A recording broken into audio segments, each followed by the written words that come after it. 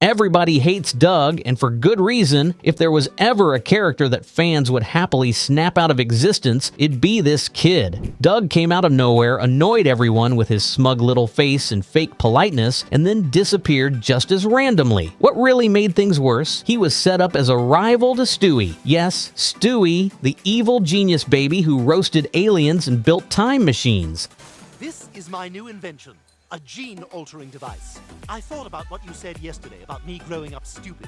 Doug first showed up in Season 17, Episode 17, during Stewie and Brian's boat trip to Garbage Island. Stewie was trying to recover his big wheel bike, which Peter had stupidly thrown out. Doug rolled in for a few seconds, had a tiny chat with Stewie, and scooted off. Just that. Hey, Doug. Hey, Stewie. Taking the big wheel out for a spin? Yep, where are you headed? Oh, I was just gonna drive through some puddles and see how long my tracks stay wet. The record is 7 sidewalk squares by yours truly. Allegedly. Okay, get out of here, you nut. It was quick, forgettable, and honestly, no one cared. The only memorable part of that episode was Stewie catching the stranded islanders up on world events with a timeline drawn on a tree. Doug wasn't even part of the fun, just a random extra with too much confidence. At that point, most fans figured he'd never come back. But then Season 20's finale happened, and there he was again. Still smug, still boring, Stewie was raking in cash from his children's books, and Doug just popped up borrowing a shovel to dig a hole to China. Speaking of, I need to borrow a shovel. I'm digging a hole. A hole? Where are you going? China? That's the hope. All right, well, I'll be checking your Instagram. Their exchange felt casual and lighthearted, and for a second it seemed like Doug was just a random neighbor again. Then things changed. Doug became more than just a background character. He started showing up more often, and this time, the playful teasing with Stewie turned into something else. A forced rivalry. It didn't even build up naturally. One day, Doug just decided he didn't like Stewie. That's when people started to really hate him. There was no real setup, no reason, just pure smug attitude and weird competition. Doug looked like the kid whose mom irons his play clothes and packs protein bars in his lunchbox. He had that soft but arrogant tone, like he was always about to say, actually. By the time Season 19 rolled around, Doug's interactions with Stewie went from playful to straight up annoying. He kept acting like he was smarter, more stylish, and overall better than Stewie. And the worst part? It never felt earned. He had no backstory, no real depth, and zero reason to act like Stewie's equal, let alone his rival. He was just there, constantly showing up to throw weak jabs. A clear moment that showed how weirdly forced this rivalry was at Susie's christening. Stewie was just sitting alone, minding his own business, when Doug strolled in like he owned the place. And right away, Stewie could tell he was about to get hit with some brag. He even predicted it. Oh, God, here comes Doug. He just got a race car bed, and now I'm gonna have to hear about it. Hey, Stewie. Still sleeping in the slow lane? Okay. So your mom's still taking you to the ladies' room to go pee-pee? Actually, yes. Yeah, me too. I don't like the men's room. All the urinals are at mouth level. I don't look at those. I'm too busy fixing my hair in the mirror. Oh, I'm sorry. Ciao, Stewie. Doug kept the upper hand. He mocked Stewie's bald head, tossed out a few more snarky lines, and actually walked away with the last word. Stewie, the king of roast, the baby who once destroyed Brian so badly he curled up on the floor, just sat there, humiliated. That alone didn't sit right with fans. A background kid with almost no screen time managed to make Stewie look like a loser? That's not bold writing. It's just strange. Things got worse when Stewie started chasing Doug down to gloat about Peter being named the Godfather, but that move felt totally out of character, since when did Stewie need validation? Especially from someone like Doug? Usually, Stewie lets his genius do the talking, but here, he looked desperate, and it backfired. Doug flipped the situation effortlessly, made a casual jab about his parents, and made Stewie look bad in front of the other kids. Then came the unexpected twist. Doug revealed his parents were divorcing. The other kids turned on Stewie for being insensitive, and Doug ended with a fake emotional line. Just like that, Stewie looked like the jerk, not the mastermind. Next time Doug appeared, he was back on his big wheel. Of course he was, throwing shade about Stewie's marriage falling apart. Then came the cherry on top. Stewie actually admitted to being jealous. Really? Stewie, the baby who sniped a woman, rescued Meg from human traffickers, and time traveled to fix timelines, was jealous of a kid on a tricycle. That didn't feel earned. Doug's biggest problem was that he was written to be Stewie's equal without doing anything to deserve it. No backstory, no major wins, no reason for the audience to take him seriously. He didn't challenge Stewie in a way that felt fun or meaningful. Compare that to Bertram, Stewie's half-brother and a real threat. Bertram had brains, ambition, and a personal connection. Their rivalry had tension, history, and actual stakes. Even Stewie's past rivalries, like the one with Olivia, had more spark. Olivia matched Stewie in ambition and snark, making their moments feel like a real battle of egos. We're late, everyone, but Jean Benet here took forever with her makeup.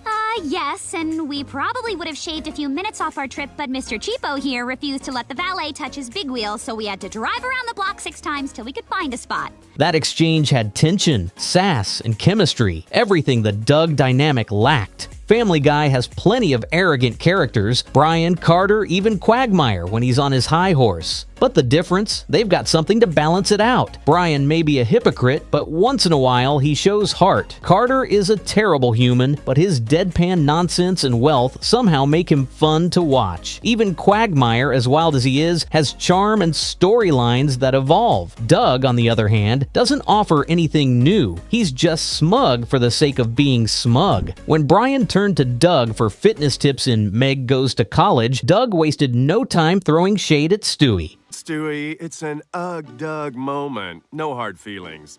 I think Brian here just wants to rev up to a higher octane. See you around, Stewie. So, it might take me a little longer to train you, Brian. You're going to have to unlearn everything Stewie taught you. Fortunately, that was almost nothing. He didn't miss a single opportunity to boost himself at Stewie's expense, and that was his entire bit. Later, in LASIK Instinct, the show tried to give him depth. Lois accidentally ran him over with her car, and for a second, it looked like things might change. Stewie cheered at the accident, but even that reaction felt weird. Stewie is clever and usually handles rivals with strategy, not simple celebration. The whole scene made him feel more like a regular baby than the witty villain fans love. Oh my god, please be a dog. Please be a dog. Ow. Oh my god, it's a kid! It's Doug! Nice hit, bitch! Oh, and Elsa underwear. This day just keeps getting better. Things got stranger when Doug's parents came into the picture. Lois invited them over to apologize, and suddenly a new side of Doug appeared. His parents barely acknowledged him. They didn't seem involved in his life at all. When Lois was asked to build a treehouse for him, Doug used it as a way to spend more time with the Griffins, just to see what a real family feels like. That was supposed to explain why he acts so cold and competitive. And yes, there was a brief emotional moment. Doug's dad ignored him completely and ran off with his mistress, proving how little he mattered at home. The Griffins felt bad for him. Stewie even softened a bit, and they agreed to keep their rivalry out of personal stuff. Could this have been Doug's turning point? Maybe, but the episode didn't let it go anywhere. That moment of vulnerability turned into a throwaway gag, and by the next time he showed up, Doug was back to his usual self. No change, no growth, just the same smug face. That's why fans never got on board. Doug wasn't hated just because he was annoying. He was hated because the show kept pretending there was more to him, while refusing to actually show it. In 80s Guy, Doug once again managed to ruin another episode by showing up in Stewie's tumbling class and instantly outshining him, even though he supposedly had no experience. Just like that, he nailed every move and stole the attention. But that wasn't even the problem. The writers didn't stop at showing Doug being better. They had to throw in the other kids saying it out loud. One of them even said, "That's Stewie's rival," just in case the audience hadn't figured it out. Really? The episode tried pushing this competition by having Stewie declare he would climb the jungle gym the next day to get his frisbee. Doug obviously showed up too, because why wouldn't he? It turned into another silly race to the top. You realize, Doug, we might die up there today. Then I'll see you in heck. Stewie got there first, but ended up stuck, and they had to wait out a storm together. And just like last time, they shared a short moment of honesty. Again. Doug admitted he was jealous of Stewie. Stewie admitted he wanted Doug's approval. It was the same setup as the last episode. Then, right when it seemed like something might change, Doug did what Doug always does. Betrayed him. Stewie gave him the frisbee as a kind gesture, and Doug grinned and ran off with it like it was all a trick. He even shouted to the other kids, "Stewie lost and he deserves our ridicule," like the kid couldn't go 5 seconds without rubbing it in. Then came the scuffle. They fought over the frisbee again. Doug slipped, almost fell, and Stewie caught his arm. And guess what? Doug, I can't hold on much longer. It's been an honor, friend.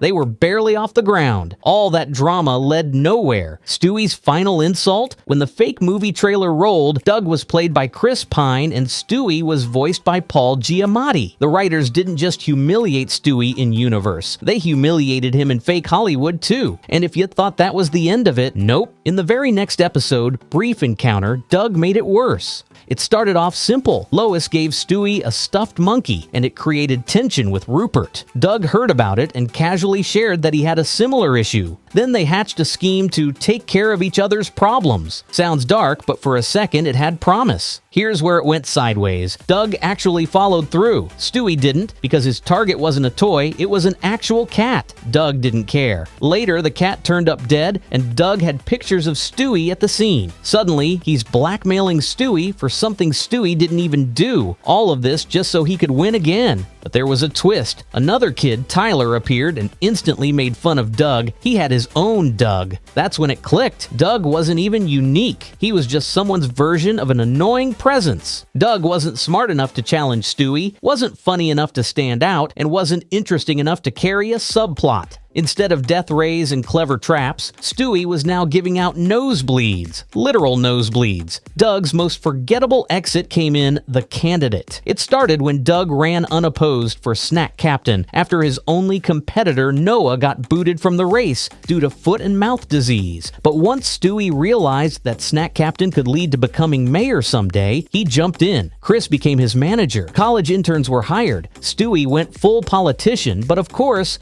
Doug didn't care about rules. He ran a dirty campaign, spreading a rumor that Stewie poops his pants. And it worked. Kids laughed. Poll numbers dropped. Here's the weird part. Doug was the real pants pooper. When it came out, people liked him even more. Poopy Doopy Doug was trending. It made him relatable. That's how low the bar had dropped. Stewie tried to fire back, even dug into Doug's past. But Doug clapped back harder, revealing Stewie was a whoops baby, basically an accident. That stung. Just when it seemed Stewie had officially won, he casually walked into his house and announced that Doug had died in a commuter plane crash. That was it. No emotional victory, no dramatic revenge. So was he really gone? That's where fans raised eyebrows. Family Guy has a history of killing off characters and bringing them back without explanation. Even Joe got taken out by the military earlier in that same episode, only to reappear dancing like nothing happened. But since Doug hasn't returned in any episode since, there's a good chance he's actually gone for good. And honestly, that's kind of fitting. His exit was just like his time on the show. Forgettable.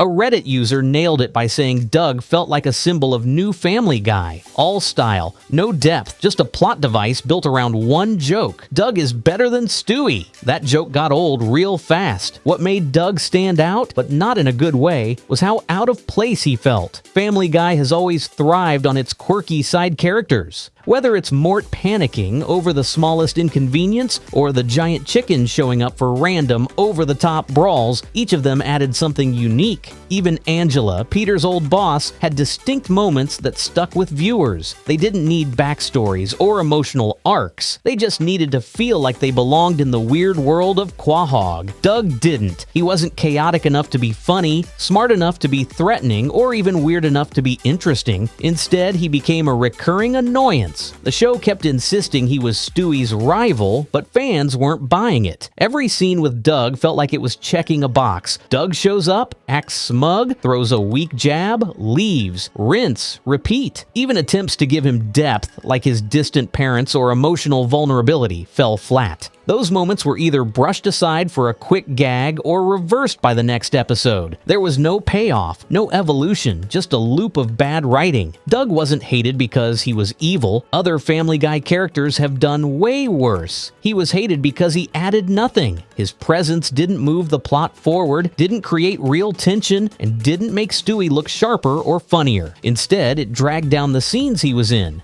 In a show built on exaggerated personalities and cartoon chaos, Doug managed to be both dull and obnoxious at the same time. That's why fans couldn't connect with him, because in a town full of wild, unpredictable characters, Doug felt like the one guy who didn't get the memo. Doug had the screen time, but none of the charm to stick around. No backstory, no impact, and no real rivalry. Just a smug kid written to annoy. Out of all the characters in Family Guy, who do you think deserved more hate than Doug? Drop your answer in the comments. Like, share, and subscribe.